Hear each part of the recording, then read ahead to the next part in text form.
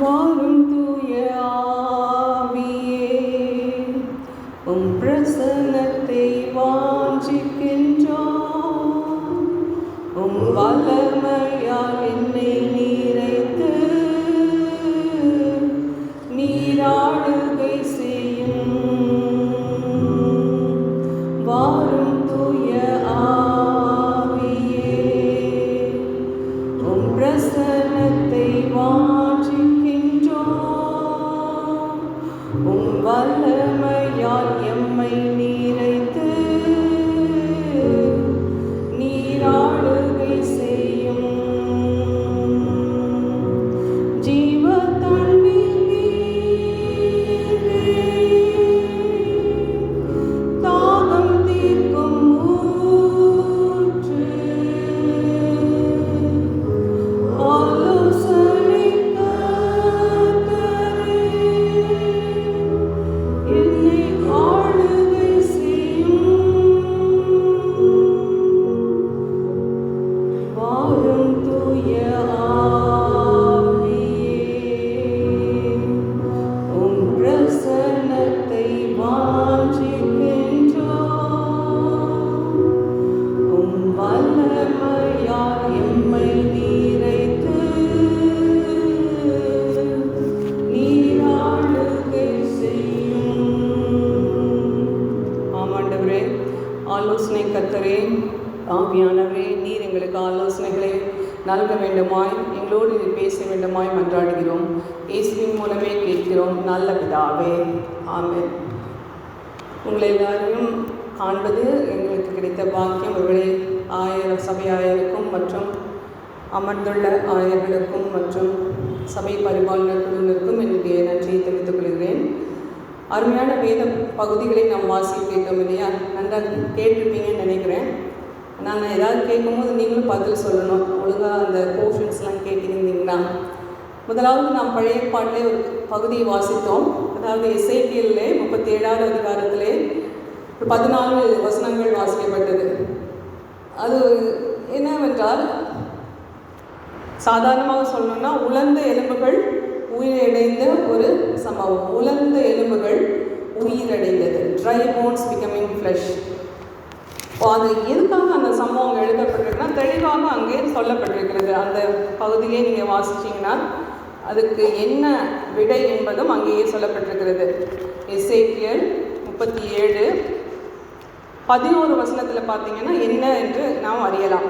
அங்கே ஆண்டவர் எசேக்கியேலை பார்த்து சொல்கிறார், மனுபுத்திரனே, இந்த எலும்புகள் இஸ்ரவேல் வம்சத்தார் அனைவருமே. ஆன்சர் இருக்கு இல்லையா? அந்த உலர்ந்த எலும்புகள் யார்? இந்த எலும்புகள் இஸ்ரவேல் வம்சத்தார் அனைவருமே. இதோ அவர்கள், எங்கள் எலும்புகள் விழுந்து போயிற்று, எங்கள் நம்பிக்கை அற்று போயிற்று, நாங்கள் அறுப்புண்டு போகிறோம் என்கிறார்கள். ஒரு நம்பிக்கையற்ற சூழ்நிலையிலே இந்த இஸ்ரவேல் மக்கள் இருந்தாங்க. பழைய ஏற்பாட்டில் பார்த்தீங்கன்னா அந்த இஸ்ரவேல் மக்கள் ஆண்டவரால் தெரிந்து கொள்ளப்பட்ட அந்த மக்கள், ஆண்டவர் அவர்களை ஆசீர்வதித்து பல நன்மையான காரியங்கள் அவர்கள் வாழ்க்கையில் செய்து பாலும் தேனும் ஓடுகிற தேசத்தில் வைத்து அவ்வப்போது அவர்களுக்கு வேண்டிய காரியங்களை, நன்மையான காரியங்களையும் செய்து அப்பப்போ கண்டித்தும் அவர்களை உணர்த்தி இப்படியாக வழிநடத்தினார். நல்ல ராஜாக்கள் இருந்தார்கள், கெட்ட ராஜாக்கள் இருந்தார்கள். பல வேளைகளே அவர்கள் ஆண்டவரை விட்டு சோரம் போனார்கள். ஆகவே தீர்க்கர்களை கொண்டு அவர்களுக்கு அவ்வப்போது ஆலோசனை சொல்லிக்கொண்டே எச்சரிப்பை கொடுத்து கொண்டே இருந்தும் இந்த மக்கள் கீழ்ப்படியவில்லை. ஏற்கனவே சாலமோனுடைய கீழ்ப்படியாமையினாலே 2 பகுதியாக அந்த இஸ்ரேல் தேசம் பிரிந்தது. இஸ்ரேல், யூதா என்று 2 கோத்திரங்களாக பிரிந்து போயின.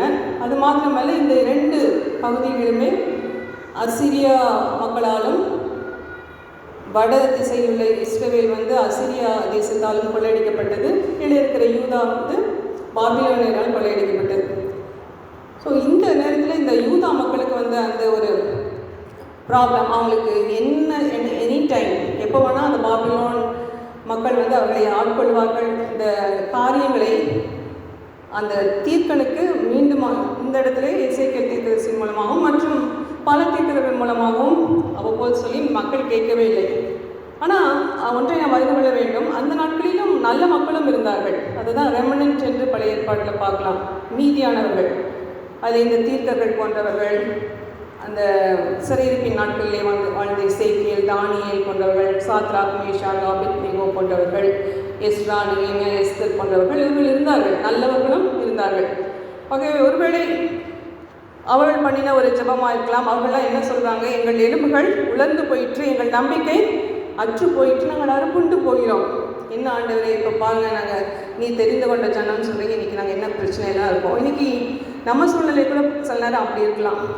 நம்ம ஆண்டவர்கிட்ட எல்லாரும் கேட்குறோம்ல, உங்களுடைய நாமம் தெரிந்த பிள்ளைகளாகி நாங்கள் ஏன் இவ்வளோ கஷ்டப்படணும், அப்படி நம்பிக்கையற்ற ஒரு சூழ்நிலை, எல்லாமே இல்லாதது போல், உயிரே இல்லாத ஒரு உலர்ந்த ட்ரைனஸ், எனக்கு ஒன்றுமே இல்லை அப்படின்ற சூழ்நிலை நாமும் ஒப்புமைப்படுத்தி பார்க்கலாம்.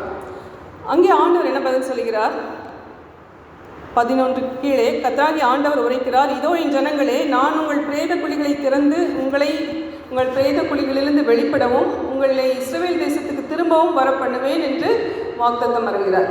நம்பிக்கையற்றவர்கள் அல்ல நீங்கள், உங்களுக்கு நம்பிக்கை உண்டு, ஒரு நாளிலே நீங்கள் மீண்டும் வருவீர்கள். that is hope for you. உங்களுக்கு நம்பிக்கை உண்டு என்று சொல்கிறார். அதனால தான் அந்த உலர்ந்த எலும்புகள் உயிரடைந்தது அதற்கு சமானமாக. இன்றைக்கு நீங்கள் சிறையிருப்பில் இருக்கிறீர்கள், நம்பிக்கையற்றவர்களாக இருக்கிறீர்கள், அதனால் ஒரு நாள் நீங்கள் திரும்புவீர்கள், உங்களுக்கு நம்பிக்கை கிடைக்கும். 14வது வசனத்திலே, என் ஆவியை உங்களுக்குள் வைப்பேன், நீங்கள் உயிரடைவீர்கள், நான் உங்களை உங்கள் தேசத்திலே வைப்பேன், அப்பொழுது நான் கர்த்தர் என்று அறிந்து கொள்வீர்கள், இதை சொன்னேன், இதை செய்வேன் என்று தீர்க்கமாக சொல்கிறார். இன்று நமக்கும் அப்படிப்பட்ட ஒரு நல்ல வார்த்தையாகவே எடுத்துக்கொள்ளலாம். இந்த இஸ்ரவேல் மக்களைப் போல நம்முடைய நிலைமையும் இருந்தால் ஆண்டவர் நமக்கு உயிரை கொடுப்பார், வாழ்வை கொடுப்பார், நம்பிக்கை கொடுப்பார். இதையே நாம் அந்த பரிசுத்தாவியானவரின் சம்பவத்தோடு ஒப்புமைப்படுத்த வேண்டும் என்றால், இயேசுவானவர் வாழ்ந்தபோது, அந்த சீடர்களோடு அவர் இருந்தபோது, அவர் மீண்டும் மீண்டுமாக தன்னுடைய மரணத்தை குறித்து, தன்னுடைய உயிர்த்தெழுதலை குறித்து, இன்னும் இன்று நாம் வாசிக்கிட்ட அந்த சுவிசேஷ பகுதியை கேட்டது போல அவர் சொல்கிறார், நான் உங்களை அனாதைகளாக விட்டு செல்ல மாட்டேன். ஏன்னா அவங்க அனாதைகளாக ஃபீல் பண்ண ஆரம்பிச்சிட்டாங்க.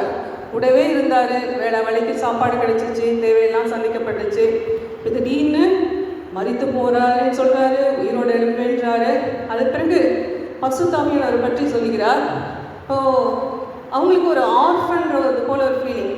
நான் யோசித்து பார்த்தேன், ஒரு டெர்மினல் இல்னஸோடு நம்ம வீட்டில் யாராவது இருப்பாருனால், டாக்டர்ஸ் கூட இப்போ ப்ரெடிக்ட் பண்ணிடுறாங்க, சில நேரம் அற்புதங்கள் நடக்கின்றன, ஆனால் நீங்கள் குறிப்பிட்ட நாட்கள் தான் வாழ்வீங்கன்னா வீட்டு காரியங்களை குயிக்காக ஒழுங்குபடுத்துவாங்க. எஸ்ஐகே ராஜாவை போல் ஆண்டவர் சொன்னார்னா, நீங்கள் உங்கள் வீட்டு காரியத்தெல்லாம் ஒழுங்கு பண்ணு அப்படின்னு சொன்னார்னா, அது போல் எல்லாருமே அப்படி தான் இருக்கணும் அலர்ட்டில். பட் ஸ்டில் ஒரு டெர்மினல் இல்னஸ்னால் நல்லாவே பிளான் பண்ணுவாங்க. அப்போது மக்கள் வீட்டில் இருக்கவங்களுக்குலாம் கொஞ்சம் கஷ்டமாக இருக்கும்.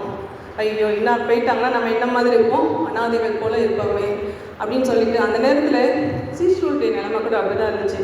போயிருவேன்னு சொல்லிட்டு இருக்கிறாரு. நம்ம வீட்டில் பெரியவங்க கூட நம்மளை அப்படி த்ரெட்டன் பண்ணுவாங்க, நம்ம கீழ்படியிலன்னா ரொம்ப பிரச்சனை பண்ணிகிட்டு இருக்காது, நான் சீக்கிரம் செத்து போனால் நீ என்ன பண்ணுவேன் அப்படின்னு ஒரு ஒரு என்ன சொல்கிறது, இமோஷ்னல் பிளாக் பண்ணுறத நம்ம பார்க்குறோம். உண்மையோ பொய்யோ ஆண்டவர் கையில் தான் எல்லாருடைய ஜீவனம் இருக்குது இல்லையா? ஆனால் இங்கே அப்படி உண்மையாகவே இது இமோஷ்னல் ஹைஜாக் கிடையாது. உண்மையாகவே ஆண்டவர் சொல்கிறார், நான் மரிப்பேன், 3ஆம் நாள் உயிரோடுவேன். இதையுமே அவங்களுக்கு புரியல பாருங்க, அந்த மந்தமுள்ள சீஷர்களுக்கு. அதுதான் உண்மை.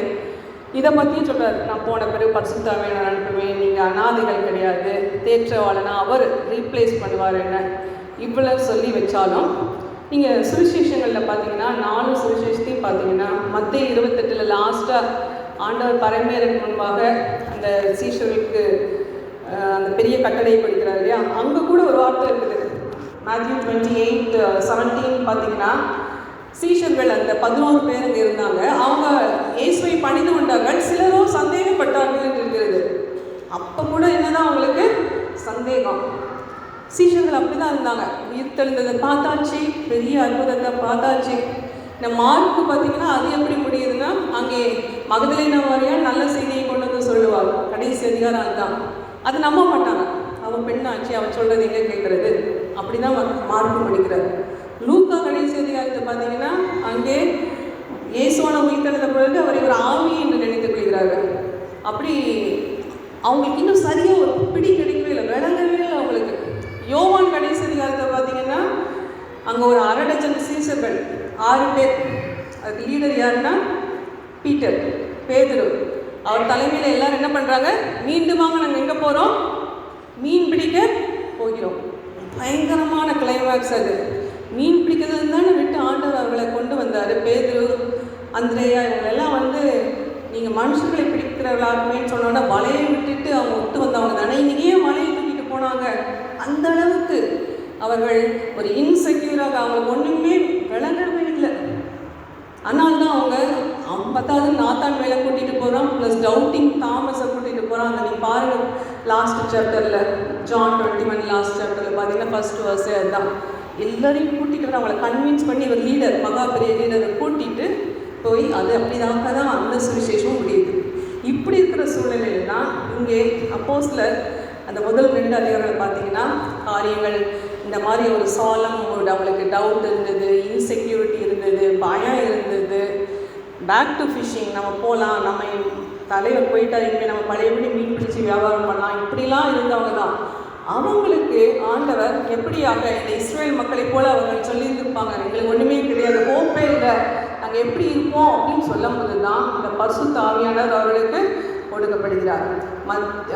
அப்போஸ்தலர் 1-2 அது ஒரு நல்ல காரியம் பண்ணாங்க. அவங்கெல்லாம் கீழ்ப்படிஞ்சு எனக்காக காத்துருங்கன்னு சொல்லும் போது அது கீழ்ப்படிஞ்சு ஒருத்தர் 2 பேர் இல்லை, 11 பேர் இல்லை, அவங்க 120 பேர் 120 பேர் ஆண்களும் பெண்களுமாக என்ன பண்ணிட்டாங்க, போய் ஒரு இடத்துல தங்கியிருந்தாங்க. அதுதான் அவங்களுடைய கீழ்ப்படுதலை காட்டுகிறது. இப்போ அந்த இடத்துல பரிசுத்த ஆவியானவர் மத்தியிலே இறங்கினார். எப்படி இந்த நம்பிக்கையாக பழைய ஏற்பாட்டில் எசேக்கியேலுக்கு ஒரு நம்பிக்கை, இஸ்ரேல் மக்களுக்கு நம்பிக்கை கொடுத்தாரோ, அதே போல் பரிசுத்த ஆவியானவர் ஒரு நம்பிக்கை நாயகனாக இங்கே வந்து இறங்குகிறார். அவர் ஒரு பர்சனாலிட்டி இல்லை, அதனால் நம்ம வந்து ஒரு பர்சனாக அவரை சொல்லணும். ஆவி என்று சொல்லாமல் இறங்கினார், வந்தார், ஆவியே அப்படி இல்லை, ஆவியானவர் வந்து இறங்கினார். அவர் ஒரு நம்பிக்கை நாயகன். He is a personality like you and me. அவர் சந்தோஷப்படவும் முடியும், அவர் நம்மாலே துக்கப்படவும் முடியும். இந்நாட்களிலே பவுல் சொல்கிறார் இல்லையா, பரிசுத்த ஆவியானவரை துக்கப்படுத்தாதீர்கள். ஸோ அவர் ஒரு பர்சன். சரி, அவர் அந்த நாளிலே அவர் மகிமையாக வந்து இறங்கினார். பழைய ஏற்பாட்டு காலத்திலே அது வித்தியாசமாக இருந்தது இல்லையா. பழைய ஏற்பாட்டு காலத்திலே ஒரு குறிப்பிட்ட நபர்களுக்கு ஒரு குறிப்பிட்ட காலகட்டத்துக்கு பரிசுத்த ஆவியானவர் வந்து இறங்குவார். ஃபார் எக்ஸாம்பிள் 2 நாளாகமம் 20:14 20:14 அதில் ஒரு குறிப்பு இருக்கிறது. எகாசியேல் என்னும் ஆசாப்பின் புத்திரரில் ஒருவனான லேவியன் மேல் கர்த்தருடைய ஆவி இறங்கினார். ஒரு நபருக்கு அவர் இறங்கினார் என்று அங்கே போடப்பட்டிருக்கிறது, எகாசியேல் என்ற பெயர். அதே வேளையிலே ஒரு இடத்துல பரிசுத்த ஆவியானவர் எடுத்துக்கொள்ளப்பட்டதும் நாம் வாசிக்கிறோம். எங்கே வாசிக்கிறோம்? யாரை குறித்து வாசிக்கிறோம்? பரிசுத்த ஆவியானவர் விலகி போனார். யாரை குறித்து? சவுல்.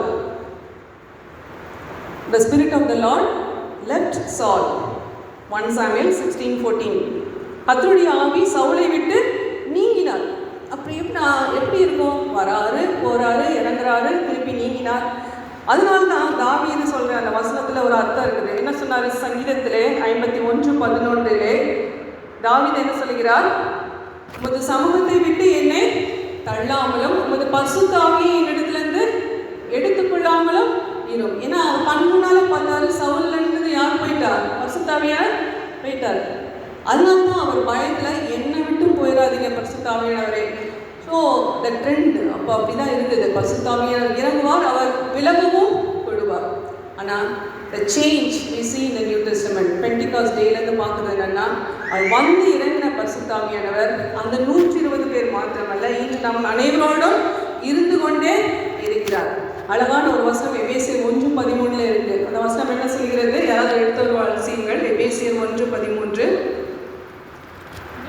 நீங்களும் உங்கள் ரட்சிப்பின் சுவிசேஷமாகிய சத்திய வசனத்தை கேட்டு விசுவாசிகளான போது வாக்குத்தத்தம் பண்ணப்பட்ட பரிசுத்த ஆவியினால் அவருக்குள் முத்திரை போடப்பட்டீர்கள். நன்மைகள் இங்கே இருக்கிறவங்க ஒருவேளை எல்லாருமே ரட்சிக்கப்பட்டவர்கள். அப்படி யாராவது ரட்சிக்கப்படாத இருந்தீர்களானால் இன்றைக்கு நீங்கள் யோசித்து பார்க்க வேண்டும். அவரை ஏற்றுக்கொள்ள வேண்டும். இயேசுவின் ரத்தத்தால் கழுவப்பட்ட அனுபவம் வேண்டும். இயேசுவின் ரத்தத்தால் கழுவப்பட்ட அனுபவம் உள்ளவங்களுக்கு எல்லாரும் யார் இருக்கிறா? உள்ள பரிசுத்த ஆவியானவர் நிலையாக இருக்கிறார். உங்களுக்குள்ளே என்னக்குள்ளே அவர் இருக்கிறார், இல்லை சந்தேகமே கிடையாது. அப்போ இந்த பரிசுத்த ஆவியானவர் அந்த நாளிலே அந்த 120 பேர் மேலே வந்தது தான் இட் வாஸ் த பிகினிங். அதுதான் ஸ்டார்டிங். அதாவது சர்ச் ஸ்டார்டடு. அவர் இனி அந்த காத்திருக்க வேண்டிய அவசியம் இல்லை. காத்திருந்த அந்த மக்கள் மத்திய மேலே ஆவியானவர் அங்கே ஊற்றப்பட்டார். தொடர்ந்து நம்ம எல்லாரோட கூட அவர் இருந்து கொண்டிருக்கிறார். அவருடைய நம்முடைய ரட்சிப்பின் அனுபவத்திலே நாம் அதை காண்கிறோம். ஆனால் நம்ம பரிசுத்தாவினால் துக்கப்படுத்த முடியும் என்று மாத்திரம் நான் சொன்னேன். இந்த 2வது அதிகாரத்திலே இந்த மக்கள் 120 பேரும் அங்கே இருக்கும்போது ஒரு சில காரியங்களை மாற்றம் சொல்கிறேன். ஆங்கில அறிவிலே சில காரியங்களை சொன்னேன். ஒருவேளை இந்த ரெக்கார்டிங் வேணால் நான் உங்களுக்கு தாரேன் உங்களுக்கு. ஆனால் இங்கே ஒரு சில காரியங்களை பார்ப்போம். இந்த பரிசுத்த ஆவியானவர் அங்கே வந்ததுனாலே அங்கே என்ன அப்படி வித்தியாசமாக நடந்தது? ஏன்னா நம்முடைய தலைப்பு தூய ஆவியானவரே எங்களை புதுப்பியும். So what new things happen, அந்த ஆஸ்பெக்டில் நம்ம பார்க்கணும். என்ன அப்படி புதுசாக அவங்களுக்கு நடந்துச்சு? ஏன்னா அந்த வார்த்தையை நம்ம வாசித்த சங்கீதத்தில் ஒரு அழகான வசனம் வந்தது. முறையாக வாசித்த சங்கீதத்திலே 104 அந்த டுவர்ட்ஸ் எண்ட் 30 அதில் பார்த்தீங்கன்னா அங்கே சொல்லப்பட்டிருக்கிறது. சங்கீதம் 104:30 நீர் உங்களுடைய ஆவியை அனுப்பும்போது அவைகள் சிருஷ்டிக்கப்படும், நீர் பூமியின் ரூபத்தையும் புதிதாக்குகிறேன். பரிசுத்த ஆவியானவர் has the ability to renew things. So அவர் புதிதாக்குகிறார். என்ன புதிதாக்கினார்? சில புதிதான காரியங்கள் நடக்க தான் செய்தது. அந்த அப்போஸ்தலர் 2ஆம் அதிகாரத்தில் என்ன புதிதான காரியங்கள் நடந்தது? ஒரு சில காரியங்கள் மாத்திரம் உங்களுக்கு சிந்திக்க நான் வைக்கிறேன். அங்கே முதலாவது ஒரு வித்தியாசமான காரியம் நடந்தது. என்னது? அப்போஸ்தலர் 2 இந்த மக்கள் யாவரும் வெவ்வேறு பாஷைகளிலே பேச தொடங்கினார்கள். they spoke in different languages. ஆனால் அன்னைக்கு அவங்க பேசின ஒரு வார்த்தை அது ரொம்ப சிறப்பாக சொல்லப்பட்டிருக்கிறது. அவர் பேசின பாஷை மற்றவர்களுக்கு புரிந்தது. அவங்க என்ன சொன்னாங்க? கீழே அந்த வசனத்திலே பார்க்கலாம். நம்மில் அவர்களுடைய ஜென்ம பாஷையிலே இவர்கள் பேச கேட்கிறோமே. ஏன் அங்க நிறைய பேர் இருந்தாங்க? அது பெண்டிகாஸ்ட் டே. இன்னைக்கு நம்ம வசனத்துக்கு எப்படி எல்லாம் இன்னைக்கு நிறைய பேர் இல்லை, எல்லாரும் அங்கே ஊருக்கு போயிட்டாங்கன்னு நினைக்கிறேன். ஸோ இது போல அதிகமாக தென்பகுதிகளிலே ஆசனம் நடக்கிறது. இந்த நாட்கள் அதிகமான இடங்களிலே எல்லாரும் வெவ்வேறு உலகம் முழுவதும் இருந்து வராங்க. இது போல ஒரு சூழ்நிலை தான் அவர்கள் பெண்டிகாஸ்ட் அந்த நாளிலே, பெந்தேகோஸ்தே திருநாளிலே அவர்களுக்கு அந்த யூத பாரம்பரியத்தின்படி அந்த நாட்களில் எல்லாரும் வருவாங்க எருசலேம் பட்டணத்துக்கு. ஆகவே ஒரு பெருங்கூட்டமான ரெடிமேட் ஆடியன்ஸ் அங்கே இருந்தது. ஒரு க்ரௌட், ரெடிமேட் க்ரௌட். அந்த ஒரு பர்டிகுலர் சம்பவத்தில், அந்த ஒரு தினத்திலே ஆண்டவர் அதை தன்னுடைய அனாதி தீர்மானத்தின்படி அவர் தெரிந்து கொண்டு அந்த நாளிலே வித்தியாசமான ஒரு காரியத்தை செய்தார். அவங்க எல்லாரும், இந்த மக்கள்லாம் வெவ்வேறு பாஷையில் 120 பேர் அவங்க அறியாமல், இட்ஸ் அ மிரக்கல், மொழி புரட்சி, it's a language miracle that's happening. பாபேலில் ஒரு வித்தியாசமான அற்புதம் நடந்தது. இங்கே ஒரு வித்தியாசமான அனுபவம். அங்கே எல்லாரும் பிரிந்தார்கள், இங்கே எல்லாரும் இணைகிறார்கள். எப்படி இணைகிறார்கள்? இவர்கள் 120 பேரும் நான் நினைக்கிறேன் எத்தனை வித்தியாசமான மொழிகள் பேசினாங்கன்னு தெரியல. ஆனால் ஒரு சின்ன குறிப்பு மாத்திரம் இருக்குது. எத்தனை தேசத்துலேருந்து வந்தாங்கன்னு ஒரு 14, 17, 18 சரியாக நீங்கள் எண்ணி பாருங்கள். அது எத்தனை ரெப்ரசன்டேஷன் இருக்குது. பார்த்தர், மேதர், எலாமித்தர், மெசொப்பொத்தேமியா, இப்படி எல்லா இடங்களிலும் அவங்க கூடியிருக்கிறாங்க. அவங்க வேறு பாஷை பேசக்கூடியவங்க, அவங்களோட பாஷையில் தானாக அது இன்டர்பிரட்டேஷன் ஆகுது. இது ஒரு மிரக்கல். இன்றைக்கி நமக்கு அதை புரிஞ்சுக்க முடியும். இன்றைக்கி டெக்னாலஜி ரெவல்யூஷனில் இன்றைக்கி ஜூம் கான்ஃபரன்ஸே குளோபல் லெவலில் நடக்கும்போது அவங்க லாங்குவேஜில் போய் அந்த ஜூம் மீட்டிங் ஸ்பானிஷில் போய் கேட்கும். நான் அப்படிப்பட்ட மீட்டிங்ஸ்லேயும் கலந்துருக்கேன். ஃபிசிக்கல் மீட்டிங்ஸில் வே பேக் ரொம்ப முன்னாலே பல வருஷங்களுக்கு முன்பாகவே அதை அச்சீவ் பண்ணிட்டாங்க. ஒரு கூட்டத்தில் மேடையில் ஒருத்தர் பேசினாங்க, நான் இங்கே பேசிகிட்டு இருக்கேன், நீங்கள் பல மொழி பேசுகிறவங்க உட்காந்திங்கன்னா அதை செட் பண்ணி அந்த இயர்ஃபோனில் அவங்கவுங்க பாஷையில் அது போய் கேட்குற மாதிரி இன்டர்பிரிட்டர்ஸ் வச்சு கனெக்ட் பண்ணி வச்சுருப்பாங்க. மொழி தெரியாதவர்களுக்கு அந்தந்த மொழியிலே போய் கேட்கும். இப்படிப்பட்ட ஒரு புரட்சிகரமான காரியத்தை அந்த நாளிலே பரிசுத்த ஆவியானவர் அவரவர் பாஷையிலே கேட்கும்படி செய்தார். எதற்காக செய்தார்? That was a gospel. அது நற்செய்தி அவர்களுக்கு அதில் கேட்டது. ஏதோ ஒரு புரியாத மொழி அல்ல, அல்லது தேவையில்லாத ஒரு காரியம் அல்ல. ஒருவேளை 2 விதமான க்ரௌட் அங்கே இருந்தாங்க. தேவ பக்தி உள்ள யூதர்களும் இருந்தாங்க, சாதாரண கேள்வி செய்யும் வெள்ளி நகையோடும் ஒரு கும்பலும் இருந்துச்சு. ஏன்னா அவங்க சொல்கிறாங்க இல்லையா, இவங்கெல்லாம் மதுபானத்தில் நடந்திருக்காங்க, இந்த மாதிரி நேரத்தில் இந்த மாதிரி ஒரு சத்தம் போட்டுட்ருக்குறாங்க அப்படின்னு சொல்லிட்டு. ஸோ இவங்களுக்கு அந்த நற்செய்தியை கொடுக்க அவர்களுடைய மொழியிலே அவங்க என்ன பேசினாங்க? தேவ மகிமையான காரியங்களை அவர்கள் பேசினார்கள். அழகாக அங்கே சொல்லப்பட்டிருக்கிறது, நம்முடைய பாஷைகளிலே இவர்கள் தேவனுடைய மகத்துவங்களை பேச கேட்கிறோமே. மகத்துவங்களை, perhaps that would have been a good news. ஆண்டவருடைய அந்த ரட்சிப்பின் திட்டத்தை பற்றியோ என்ன காரியத்தை அவங்க பேசுகிறாங்கன்னு தெரியல, ஆனால் that was a good news to the extent என்ன நடந்தது நமக்கு தெரியும் பிறகு. ஸோ இந்த ஒரு நூதனமான கதை இன்னைக்கு நம்ம நூதனமாக சொல்கிறோம். இந்த அவங்களுக்கு வந்து இந்த world was at their door step. அன்னைக்கு பெண்டிகாஸ்ட் டேல எல்லா யூதர்களும் பல பல தேசங்கள்லேருந்து அந்த 120 பேர் தங்கியிருந்த அந்த மேலறை கீழே அவங்க இருந்தாங்க. இன்னைக்கு கூட நம்ம சூழ்நிலையிலையும் இந்த world is at our doorstep. நான் எப்பயுமே நினைப்பேன், நான் என்னங்க பண்ண முடியும், என் வீட்டிலேருந்து நான் என்ன பண்ண முடியும் அப்படின்னு நிறைய பேர் யோசிப்போம். எவ்வளோ பேருக்கும் ஒரே ஒரு உண்மை என்னென்னா, யாராக இருந்தாலும் இந்த world is at your door step. நான் வந்து என் வீட்டிலே இருந்து சுவிசேஷம் மயமாக்கப்படுவதற்கு உலகம் முழுவதும் செல்ல முடியும். எப்படி செல்ல முடியும்? நான் ஃப்ளைட் டிக்கெட் எடுத்தால் ஒவ்வொரு இடத்துக்கும் போக முடியும் இல்லை. We can travel through our knees. என்னுடைய முழங்காலே நான் எல்லா இடத்துக்கும் போக முடியும். எனக்கு தெரிஞ்ச ஒரு அம்மா என்னுடைய வீட்டில் வேலை செய்த சின்ன பிள்ளையாக இருக்கும்போது எங்கள் வீட்டில் வேலை செய்த ஒரு அம்மா இருந்தாங்க மேட்டூரில். அவங்ககிட்ட ஒரு யூனிக்கான காரியத்தை கற்றுக்கொண்டோம். அவங்க ஒரு நியூ கன்வெர்ட். அவன் வந்து வெண்குஷ்டம் இருந்து எங்கள் வீட்டில் வந்து ஆண்டவரை பற்றி நாங்கள் ஒன்றுமே சொல்லலை. அவங்களாவே இப்படி ஒரு வித்தியாசமான ஆண்டவரை அவங்க வழிபடுறாங்க. சின்ன பிள்ளையாக இருக்கும்போது மேட்டூரில் எங்கள் குடும்பத்தில் நடந்த ஒரு சம்பவம். அவங்க அப்படி ஆண்டவரை தெரிஞ்சு அவங்க வெண்குஷ்டம் அவங்களுக்கு சரியாயிடுச்சு. Just pray to the Lord. என்னென்னா எனக்கு இந்த குஷ்டம் சரியாகணும் அப்படின்னு சொல்லி அவங்க ஜெபம் பண்ணி இவங்க ஏதோ ஒரு வித்தியாசமான கடவுள் வேண்டிக்கிறாங்களே, அதான் நம்ம வேண்டிப்போம்னு சொல்லி அவங்க ஃபஸ்ட்டு மிராக்கிள் என்னென்னா ஷி காட் ஹீல், நம்பர் 1. ரெண்டாவது என்னென்னா, அதுலேருந்து பெரிய பெரிய ஒரு காரியம் அவங்கள்ட்ட நான் கற்றுக்கிட்டது என்னென்னா, ஒரு நாள் அவங்க ஜெபம் பண்ணுறதை பார்த்தேன். அவங்க ஜெபம் பண்ணும்போது நாங்கள் 5th ஸ்டாண்டர்ட் இருக்கோம். அவங்க ஒன்றுமே தெரியாது, பட்டிக்காடுலேருந்து வந்திருந்தாங்க, எழுத்து ஒன்றும் தெரியாது. ஆனால் அவங்க அன்றைக்கி ஜெபம் பண்ணுறாங்க, ஆண்டவரே அண்டார்டிகாவே சந்தியும், ஆர்டிக் சந்தியும் அப்படின்னு கிரீன்லேண்ட் அப்படின்னு சொல்கிறாங்க. எனக்கு 5th ஸ்டாண்டர்ட் சில்ட்ரன் தான் எனக்கு தெரியுமா நிறைய பேர் மற்ற நாள் இருப்பாங்க, நீ காணும்.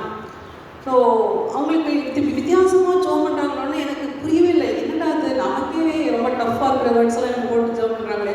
ஆனால் நல்ல குடும்பத்தில் வளர்ந்தனால, கிறிஸ்தவ குடும்பத்தில் வளர்ந்தனால நான் அவங்கள தடுக்கலை. காலையில் எழுப்பி கேட்டப்போ இன்னும் இப்படி வித்தியாசமாக ஜெபம் பண்ணிட்டு இருந்தீங்களே அப்படிம்போது அவங்க சொன்னாங்க, அப்படியா கண்ணு, நான் என்ன ஜெபம் பண்ணிட்டு இருந்தேன்னா எனக்கு அந்த நேரத்தில் ஆவியான உணர்த்தினாரு, நான் அதை ஜெபம் பண்ணேன். எனக்கு இப்போ எனக்கு அதை சொல்ல தெரியல அப்படின்னு சொன்னாங்க. ரொம்ப ஆச்சரியம். அப்புறம் ரொம்ப நாள் கழிச்சு நாங்கள் கால்கட்டா மினிஸ்ட்ரியில் இருக்கும்போது வீடியோ கேசட்ஸ் பார்த்தோம். டிரான்ஸ்ஃபர்மேஷன் எப்படி நற்செய்தி பல இடங்களுக்கு சென்றதுன்னு பார்க்கும்போது கிரீன்லேண்ட் இந்த ஆர்டிக்கெலாம் எப்படி சுவிசேஷம் போச்சு அப்படின்ற அந்த வீடியோவில் இருந்துச்சு. அதை பார்த்தோன்னே எனக்கு பயங்கரமான ஒரு அது கூஸ் பம்ப்ஸ்ன்னு சொல்லுவாங்கல்ல, அப்படி அது அரிப்பு. என்ன எப்படி இந்த அக்காவை ஆண்டவர் அந்த நாளில் பரிசுத்தவனை தூண்டி ஜெபிக்க செய்து she travel through her knees. அந்த உலக தேசங்களுக்கு எதனால் போனாங்க? அவங்க தன்னை முழங்காலால் போனாங்க இல்லையா அப்படின்னு யோசித்து நானும் நன்றி சொன்னேன். எனக்கு வாழ்க்கைக்குமே ஒரு பெரிய பாடமாக அது அமைந்துவிட்டது. அந்த நாள்லேருந்து இந்த கன்சர்ன் வந்து உலகம் பெற்றிருக்க வேண்டும். ஏன்னா John 3:16 says about God's concern for the whole world. நம்ம இங்கே இருக்கிற இடத்துலேருந்து எப்படி எல்லாத்தையும் நம்ம ரீச் அவுட் பண்ணலாம் அப்படின்னு சொல்கிறதுக்கு இங்கே ஒரு நூதனமான காரியம் நடக்குது. ஒரே டேக்கில் அன்றைக்கி ஒரு நாளில் இந்த மக்கள்லாம் ஆண்டவரால் தொடப்பட்டு அந்த பின்னால் நீங்கள் பார்த்தீங்கன்னா அழகாக சொல்லப்பட்டிருக்கும் 41வது வசனத்தில். அன்று பேதுரு ஒரு வல்லமையான பிரசங்கத்தை செய்தனால அன்றைய தினம் ஏறக்குறைய எத்தனை பேர் சேர்த்து கொள்ளப்பட்டார்கள்? 3000 பேர். மேஸ் இவாஞ்சலிசம் அப்படின்றாங்கல்ல, மொத்தமாக 3000 பேர் ஆண்டவரை ஏற்றுக்கொண்டார்கள். அதுலேருந்து 2 சாப்டர் தாண்டி போனால் 5000 பேர் ஏற்றுக்கொண்டார்கள் இருக்கின்றிருக்கும். பிறகு அந்த அப்போஸ்தலர் நடவடிக்கை முழுசுமே என்னதுன்னா சபைகள் வளர்ந்தது, விசுவாசிகள் சேர்த்து கொள்ளப்பட்டார்கள். ஆடட் மல்டிப்ளைட் நம்பர் அடிக்கடி பார்க்கலாம் இங்கிலீஷ்லேயும் தமிழில். கூட்டப்பட்டார்கள், சபை பெருகிற்று. ஸோ அந்த அளவு சபை பெருகிற்று. இன்றைக்கி நம்ம என்ன செய்யணுன்றது ஒரு கேள்விக்குறி தான். நமக்கு இந்த பெரிய தரிசனம் வேண்டும். நான் இன்றைக்கி நிறைய இடத்துல சொல்கிறது தான், இன்றைக்கி வந்து இந்த ட்ரெண்ட் ஆஃப் மிஷன்ஸே மாறிடுச்சு. நம்பர் 1 ப்ரேயரை பற்றி சொன்னேன், நம்ம இந்த இடத்துலேருந்து எல்லாரையும் ரீச் அவுட் பண்ணலான்னு. நம்பர் 2 வந்து இந்த கான்செப்ட் ஆஃப் சிட்டி மிஷன்ஸ். முந்திலாம் வந்து ஊழியன்னா எங்கே போனோம், FMBB IEMலாம் நம்ம வந்து இன்றைக்கி நடக்குது, அதெல்லாம் நான் தவறாக சொல்லவில்லை. நான் வந்து வட இந்தியாவுக்கு போகணும், கிராமத்துக்கு போகணும், அங்கே ஒரு மலை அப்படி தான் நமக்கு உடனே வரும் சுவிசேஷம் சொல்கிறதுனா. ஆனால் think of the other side, the entire nation is in our doorstep. எப்படின்னா இன்றைக்கி நம்ம மத்தியில், நம்ம சவுத் இந்தியாவில் நாம் வாழ்கிற கோயம்புத்தூரில் பட்டி தொட்டி போய் பாருங்கள், அங்கே கூட we have the presence of north Indians. அப்போது ஆண்டவர் அவங்களே அங்கெல்லாம் போகணுன்னு முன்னாட்களில் ஊழியர்கள் அனுப்பினார். இன்றைக்கி அவங்களாம் எங்கே வந்துட்டாங்க? நம்ம தேடி வந்துட்டாங்க. So how are we reaching out to them? சில நேரம் நம்ம நக்கலாக எழுதுகிறோம். வடக்கன்ஸ் போடுவாங்க, என்னெல்லாம் போடுறோம். அது ஒரு சைடு இருந்தாலும் but eventually the truth is we have to reach out to them இல்லையா. அவங்க நம்மளை தேடி வந்துட்டாங்களே. எங்களுக்கு சாலிடாக இப்படி ஒரு எக்ஸாம்பிள் எங்கள் வாழ்க்கையில் நடந்துச்சு. கல்கத்தா ஊழியர்கள் நாங்கள் இருக்கும்போது என்னுடைய சப்ஜெக்ட் டீச்சிங்கில் வந்து ட்ரைபல் மிஷன்ஸ், அவங்களுக்கு மக்களுக்கு வந்து ஸ்டூடெண்ட்ஸ்க்கு ட்ரைபல் மிஷன்ஸ்னால் எப்படி நம்ம தேசத்தில் பல விதமான ஜாதி மக்கள் இருக்காங்க, அவங்களுக்குலாம் சுவிசேஷத்தை சொல்லணும் அப்படின்ட்டு அந்த சப்ஜெக்ட் ஒன் செமஸ்டர் படிப்பாங்க. அதில் இந்தியாவில் இருக்கிற பல விதமான மக்கள் கூட்டங்கள் பேர்லாம் லிஸ்ட் இருக்கும், அதெல்லாம் பற்றி பேசுவோம். லைக் ஃபார் எக்ஸாம்பிள் ஒரு மக்கள் கூட்டம் என்னென்னா உரான்ஸ், சந்தாலிஸ் அப்படிலாம் கேள்விப்பட்டிருக்கீங்களா? சந்தாலிகள், உரான் கேட்டிருக்கீங்களா? இல்லை, நார்த் இந்தியன் ட்ரிப் போயிருந்தால் தெரிஞ்சிருக்கும், அந்த மிஷன் ட்ரிப்ஸ் போயிருந்தார். ஸோ அந்த உரான் அப்படின்னு ஒரு மலைஜாதி மக்கள் பற்றிலாம் கேட்டோன்னே சரி நம்ம அவங்கள போய் ரீச் அவுட் பண்ணால் நம்ம எங்கே தான் போனோம், அந்த உரான்கள் வாழ்கின்ற பீகார், ஜார்க்கண்ட் தான் போகணும் போல் அப்படின்னு நினச்சிட்டு இருந்தோம்.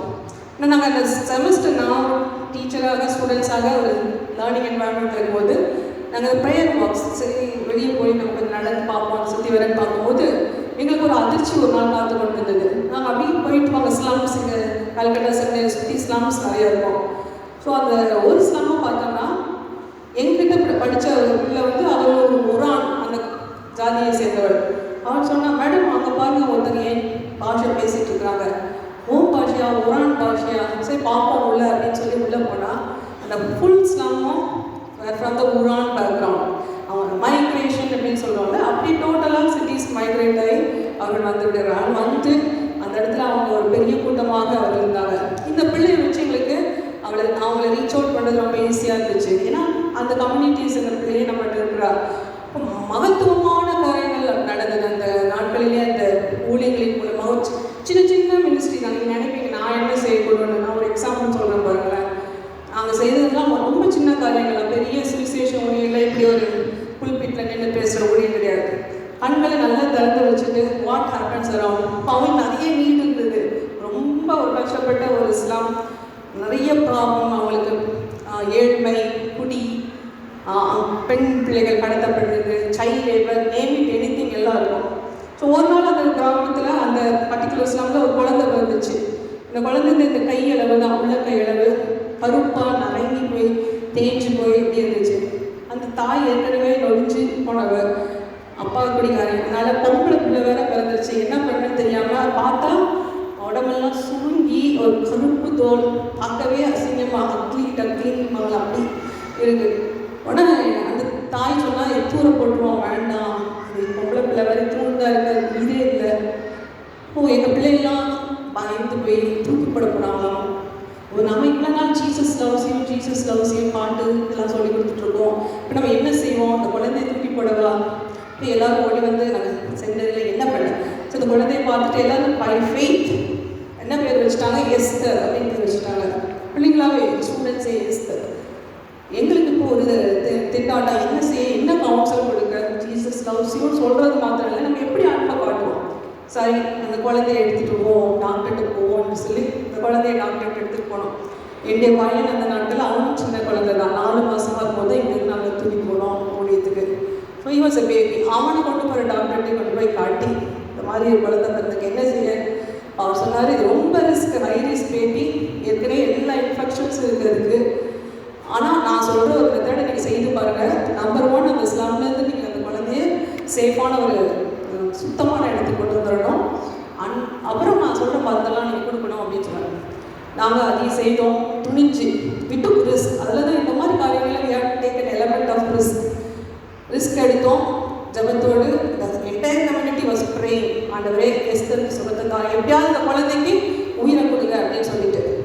யூ வில் நாட் பிலீவ், ஒரு 3 மாதம் எடுத்திருக்கோம் அந்த பிள்ளைக்கு. அந்த டாக்டர் சொன்னதையும் செய்தோம், கூடவே ஜபம்.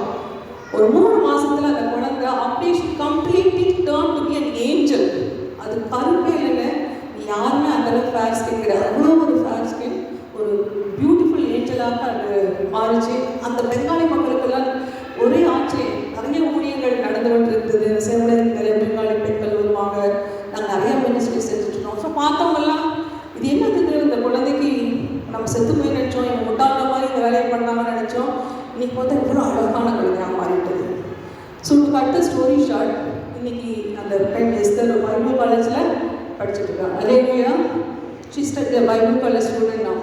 அது மாத்திரம் இல்லை, ஆண்டவருக்காக நம்ம ஒரு ஸ்டெப் வச்சோன்னா ஆண்டவர் பல ஸ்டெப் இருப்பார். இந்த சாட்சி பல இடங்களுக்கு செல்ல ஆரம்பிச்சிச்சு. குறிப்பாக டெசிஷன் மேகசின், மில்லிகிராமுடைய ஊழியர்கள் ஒரு மேகசின் உண்டு, அவங்களுக்கு டெசிஷன். அவங்களுக்கு யாரும் சொல்லியிருக்காங்க, இந்த மாதிரி கல்கட்டாவில் ஒரு செமினார் இருக்குது, அவங்க நல்லா பாடணும் சொல்லி தருவாங்க, கூடவே நல்ல மினிஸ்ட்ரி செய்வாங்கன்னா ஒரு பெரிய குரூப், ஒரு மீடியா டீம் அமெரிக்காவிலேருந்து ஒரு நாள் வந்து இறங்கிட்டாங்க எங்கள் செமினாருக்கு வந்து, நீங்கள் என்ன ஊழியம் செய்யுங்கன்னு பார்க்கணும், இன்னும் வித்தியாசமாகலாம் பண்ணுறீங்களாமே அப்படின்னு சொல்லிட்டு. ஸோ அன்றைக்கி அந்த டைமில் எஸ்தர் வந்து அந்த 3 மாதத்துக்கு முன்னால் ஸ்டேஜ் கொஞ்சம் 2 கட்டாக இருந்துச்சு, கொஞ்சம் ஷி வாஸ் இம்ப்ரூவிங். அந்த ஸ்டேஜை அந்த குழந்தைங்க நான் கையில் வச்சுருந்தேன். என்னையும் ஒரு 100 படம் எடுத்திருப்பாங்க, அது ஃபேமஸான மேகசின். அதனால் எதுவும் எடுக்கிறாங்க, எடுத்துகிட்டு போட்டோம் அப்படின்னு சொல்லிட்டு நிறைய ஃபோட்டோஸ் அன்றைக்கி அவங்க பண்ணுற எங்கள் ஸ்டூடெண்ட் மினிஸ்ட்ரி சேப்பல் எல்லா ஃபோட்டோஸ். அப்புறம் அகெயின் ஃபாஸ்ட் ஃபார்வர்ட், நாங்கள் ஒரு ஊழியத்தை நிமித்தம் நானுமே கணவரும் அமெரிக்காவுக்கு ஒரு சூழ்நிலை, இந்த ஊழியர்களை நிமித்தம் இந்த டீம் வந்து கொஞ்ச நாள் போய் பார்த்தா நாங்கள் எதேச்சியாக நடந்து சென்று கொண்டிருக்கோம். வேறு ஒரு அமெரிக்கரோடு ஒரு புக் ஸ்டாண்டில் ஒரு டெசிஷன் மேகசின் இருக்குது. அந்த டெசிஷன் மேகசினில் நான் எஸ்தரை தூக்கி வச்சுருக்க அந்த படம் அங்கே இருக்கிறது.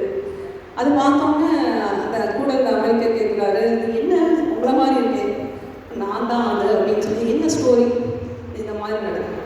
ஓ, இப்படி ஒரு எஸ்தரை நீங்கள் காப்பாற்ற முடியும்னா நீங்கள் எத்தனை how many more years you can bring to life, நீங்கள் இது கட்டாயம் செய்யுங்க அப்படின்னு சொல்லிட்டு நாங்கள் வேலை செய்த அந்த ஸ்தாபனத்துக்கு ஒரு பெரிய அமௌண்ட் செக் அனுப்பி வைத்து இந்த மக்களுக்கு, இந்த எஸ்தர் போல இஸ்லாமில் இருக்கிற பிள்ளைகளுக்கும் மெட்ராஸ் இந்த Kolkata is famous for red light இதெல்லாம் அந்த கிட்ஸ் அந்த குழந்தைங்களுக்கும் உதவி செய்கிறதுக்கு ஒரு ஹோம், ஹாப்பி ஹோம் என்ற ஒரு ஹோம் ஆரம்பிச்சிருங்க.